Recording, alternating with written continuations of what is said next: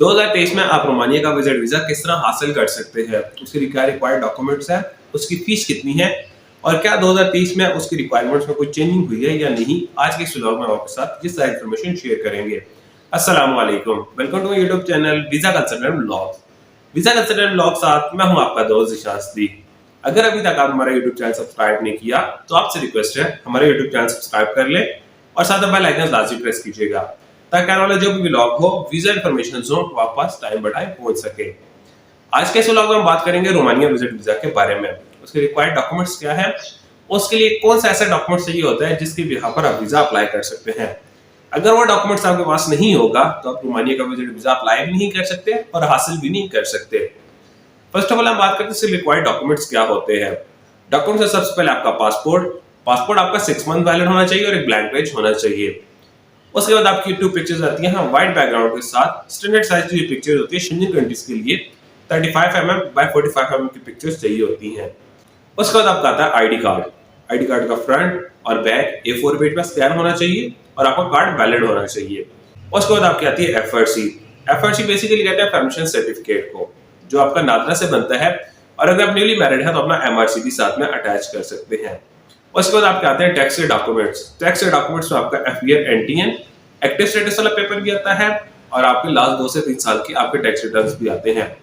Romania के लिए आपको सिर्फ FBR NTN एक्टिव स्टेटस वाला पेपर नहीं देना पड़ता, आपको साथ में टैक्स रिटर्न्स भी लगाने पड़ते हैं। फाइल में टैक्स रिटर्न्स लगाना जरूरी होता है अपनी फाइल को स्ट्रॉन्ग करने के लिए।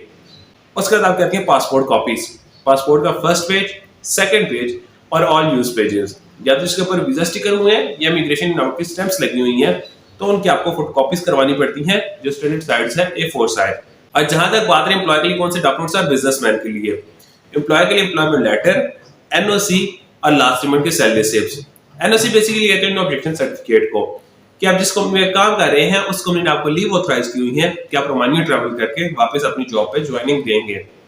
और जहां तक बात है जो गवर्नमेंट एम्प्लॉय है उनके लिए कौन सी डॉक्यूमेंट्स चाहिए होते हैं। गवर्नमेंट एम्प्लॉय के लिए government NOC x Pakistan leave जिसको कहते हैं, वो या तो अपने डिपार्टमेंट से ले सकते हैं, जो अपने उनके डिपार्टमेंट के डायरेक्टर्स हैं या जिस डिपार्टमेंट को हेड होते हैं उनकी तरफ से उनको NOC मिलता है एक्स पाकिस्तान लीव की सूरत में, तो अपने डॉक्यूमेंट्स में अटैच करते हैं और लास्ट मंथ की सैलरी स्लिप्स। और जहां तक बात है बिजनेसमैन के लिए बिजनेस लेटर साइन स्टैम्प के साथ, business visiting card, business FBR NTN, business chamber certificate. Chamber certificate optional होता है, बहुत सारे लोगों के पास चैम्बर सर्टिफिकेट नहीं होता और वो फ्रेश चैम्बर सर्टिफिकेट बनाकर डॉक्यूमेंट्स में अटैच करते हैं, तो ऐसा नहीं किया करें। अगर आपके पास चैम्बर सर्टिफिकेट अवेलेबल है तो आप डॉक्यूमेंट्स में अटैच कर सकते हैं, अदरवाइज लगाने की जरूरत नहीं है, वो ऑप्शनल होता है। उसके बाद बिजनेस के टैक्स रिटर्न्स आते हैं लास्ट 2 से 3 साल के आपके बिजनेस के टैक्स रिटर्न्स और बिजनेस बैक स्टेटमेंट आती है। कोशिश करें जब भी अगर आप अपना बिजनेस कर रहे हैं तो अपने बिजनेस की बैक स्टेटमेंट अपने बिजनेस के नाम से बनाएं और अपने वीजा के लिए साथ में वो अटैच करें। अगर आपके बिजनेस बैक स्टेटमेंट नहीं है, बिजनेस अकाउंट नहीं बना हुआ, तो उसके लिए ये किया जा सकता है कि जो आप एम्बेसी को वीजा रिक्वेस्ट लेटर टाइप करते हैं उसमें आपको मेंशन करना पड़ता है कि आपका जो पर्सनल अकाउंट है उसको एज अ बिजनेस के लिए भी आप यूज कर रहे हैं। तो इस तरह आपकी फाइल एक स्ट्रॉन्ग फाइल पे कंसीडर की जाती है ताकि आपका फिर बिजनेस अकाउंट नहीं है तो आपका पर्सनल अकाउंट यूज किया जा सकता है। और जहां तक बात है क्लोजिंग बैलेंस कितना होना चाहिए, एम्प्लॉय के अकाउंट में 8 से 10 लाख होना चाहिए और बिजनेसमैन जो उनके अकाउंट में उनके बिजनेस की वर्थ पर डिपेंड करता है, लेकिन फिर भी मिनिमम जो है 12 से 15 लाख उनके अकाउंट में होना चाहिए, जो कि अच्छा बैलेंस कंसीडर किया जाता है। और अब हम बात करते हैं इसके लिए कौन सा एक ऐसा डॉक्यूमेंट्स है जिसकी बिहाफ पर आप वीजा अप्लाई कर सकते हैं।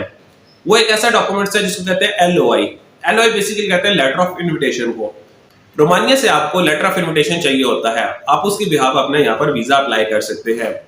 लेटर ऑफ इन्विटेशन आप कैसे हासिल कर सकते हैं, या तो रोमानिया में कोई ट्रैवल कंपनी है जो रजिस्टर्ड कंपनी है वो आपको इन्विटेशन भेज सकती है, या आप होटल बेस्ड इन्विटेशन मंगवा सकते हैं, या तो आपको वहां पर कोई ब्लड रिलेशन है जैसे आपका भाई बहन या वहां पर कोई और ब्लड रिलेशन है वो आपको इनवाइट कर सकते हैं। अगर वहां पर उनकी नेशनलिटी है या कोई और डॉक्यूमेंट्स उनके पास है तो वो वहां से आपको लेटर ऑफ इन्विटेशन भेज सकते हैं। तो लेटर ऑफ इन्विटेशन के बगैर आप रोमानिया का विजिट वीजा हासिल नहीं कर सकते और अप्लाई भी नहीं कर सकते। तो ये सारे डॉक्यूमेंट्स रिक्वायर्ड होते हैं रोमानिया का विजिट वीजा हासिल करने के लिए। जहां तक बात रही एडिशनल डॉक्यूमेंट्स अगर आपके पास है तो आप फाइल में अटैच कर सकते हैं, जिसमें आपके पास प्रॉपर्टी डॉक्यूमेंट्स हैं, कोई कमर्शियल कोई रेजिडेंशियल प्रॉपर्टी आपके नाम पर है तो वो डॉक्यूमेंट अटैच कर सकते हैं। क्रेडिट कार्ड की बैक स्टेटमेंट आप यूज कर सकते हैं। कोई रेंटल वैल्यू आपके अकाउंट में आ रही है, जैसे लाइक कोई फ्लैट कोई घर आपने रेंट पे दिया हुआ है तो उसकी इनकम अगर आपके अकाउंट में आ रही है तो आपको रेंटल एग्रीमेंट साथ में अटैच करना पड़ेगा। एडिशनल टाइज अपने डॉक्यूमेंट्स में शो किया करें अपनी फाइल में, ताकि एम्बेसी को पता होना चाहिए कि आपके जो एडिशनल टाइज है आपने वहां पर जाकर स्किप नहीं होना, आपने वापस पाकिस्तान ही आना है और आपके वीजा लगने के चांसेस फिर ज्यादा हो जाते हैं। कोशिश करें फ्रेश पासपोर्ट पर रोमानिया का रिस्क ना लें, पहले अपनी ट्रैवल हिस्ट्री बनाएं और उसके बाद अपना रोमानिया का विजिट वीजा आप अप्लाई करें। जहां तक बात रही इसके लिए डॉक्यूमेंट्स कहां सबमिट होते हैं, इसके लिए अप्रूव्ड वैक्सीनेशन कौन सी है और प्रोसेसिंग टाइम कितना है। रोमानिया के जो डॉक्यूमेंट सबमिट किए जाते हैं जेरी सेंटर्स का थ्राइस ड्रॉप बॉक्स है, आपको डायरेक्ट एम्बेसी में एक्सेस नहीं होता। वीएफएस ग्लोबल इसका ऑथराइज्ड ड्रॉप बॉक्स है जेरी सेंटर, जो इस्लामाबाद में चट्टा बख्तावर में वाक़ है। वहां पर आपको जाकर डॉक्यूमेंट सबमिट करवाने होते हैं। इस्लामाबाद, लाहौर, कराची, इन 3-4 सेक्टर्स में जेरिस का ऑफिस है, वहां पर आप जाकर डॉक्यूमेंट सबमिट करवा सकते हैं। लेकिन उसमें भी सेक्टर वेरीफाई करता है कि आपके पासपोर्ट का प्लेस ऑफ इशू क्या है, तो उस मुताबिक आपको फिर उनके जो सेंटर्स हैं वहां पर जाकर डॉक्यूमेंट सबमिट करवाने होते हैं। इस्लामाबाद में इनका ऑफिस चट्टा Bakhtawar Punjab cash and carry के पास है, वहां पर आप जाकर डॉक्यूमेंट सबमिट करवाते हैं।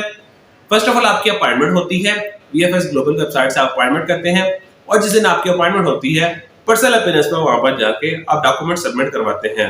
जिस दिन आप वहां पर डॉक्यूमेंट सबमिट करवाते हैं और उसके बाद इसका प्रोसेसिंग टाइम स्टार्ट होता है। 3 to 4 वीक्स इसका प्रोसेसिंग टाइम होता है। अगर आप उनको वर्किंग डेज में काउंट करते हैं तो 15 से 20 वर्किंग डेज बनते हैं। उसके अंदर अंदर आपका डिसीजन हो जाता है और आपका पासपोर्ट वापस जेरिस में आ जाता है। और जहां तक बात इसके लिए अप्रूव्ड वैक्सीनेशन, WHO से जो अप्रूव्ड वैक्सीनेशन है, इसमें आपकी फाइजर, मॉडर्ना, एस्ट्राजेनेका, साइनोफार्म और साइनोवैक वैक्सीनेशन शामिल है। अगर आपको साइनोफार्म और साइनोवैक वैक्सीनेशन हुई है तो कोशिश करके बूस्टर डोज लगवाएं और अपना वैक्सीनेशन कार्ड बनवाएं। तो ये सारी रिक्वायरमेंट्स थी, ये सारा प्रोसीजर था कि आप किस तरह रोमानिया का विजिट वीजा हासिल कर सकते हैं। तो हमने सोचा अपने यूट्यूब कीवर्ड के साथ ये सारी इन्फॉर्मेशन शेयर कर दी जाए। अगर आप किसी और कंट्री के विजिट, वर्क या अपॉइंटमेंट की इन्फॉर्मेशन जानना चाह रहे हैं तो कमेंट्स बॉक्स में अपनी राय के बारे में जरूर आगाह कीजिएगा कि नेक्स्ट हम किस कंट्री के बारे में आपके साथ इन्फॉर्मेशन शेयर करें। या तो इसके बाद ये कॉन्टैक्ट नंबर पर आप हमारे साथ राब्ता कर सकते हैं, अदरवाइज आप हमारे ऑफिस में विजिट कर सकते हैं। Kamal express and holidays private limited, Islamabad D Chowk हमारा ऑफिस है, तो हमारे ऑफिस में विजिट कर सकते हैं ताकि हम आपको ट्रैवल से रिलेटेड बेस्ट सर्विसेज प्रोवाइड कर सके। Thank you so much.